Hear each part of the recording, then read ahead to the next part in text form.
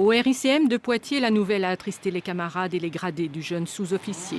Engagé depuis 2 ans et demi au 3e escadron du régiment, le jeune sergent de 24 ans, alors en permission, était très bien noté, jamais sanctionné. Ma première réaction, au-delà de la douleur, qui est grande, c'est la surprise devant les faits, si ceux-ci sont confirmés par l'enquête de gendarmerie.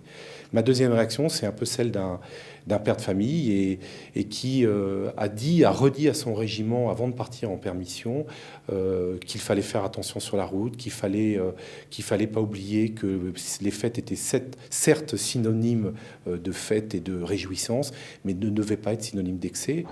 Sa mort et celle des 3 personnes dans l'accident, c'est bien sûr 4 morts de trop et aussi beaucoup d'interrogations. Le compteur affichait 140 km/h lors du choc sur cette départementale, 200 peu avant l'accident, car le jeune homme filmait ses exploits. Les gendarmes découvrent une caméra comme celle-ci orientée sur le compteur.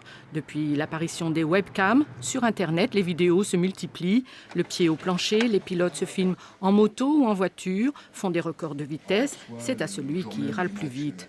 Pour le directeur de la prévention routière qui passe son temps à faire de la sensibilisation dans les écoles, cette prise de risque est d'un genre très masculin et la vitesse, un facteur aggravant responsable d'un accident sur 4 en France. Les vitesses s'additionnent quand vous êtes en choc frontal. La vitesse de la victime et la vitesse de celui qui a provoqué l'accident.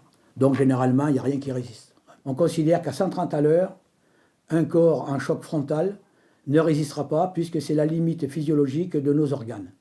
Aucun dispositif légal n'interdit ces caméras dans les véhicules, mais les gros excès de vitesse sont passibles de prison. En février 2012, comme on le voit ici, un Niortais qui s'était filmé à 310 km/h lors d'une course-poursuite sur une départementale a été condamné à 1 an de prison. La vidéo postée sur Internet avait été retrouvée et identifiée par les gendarmes.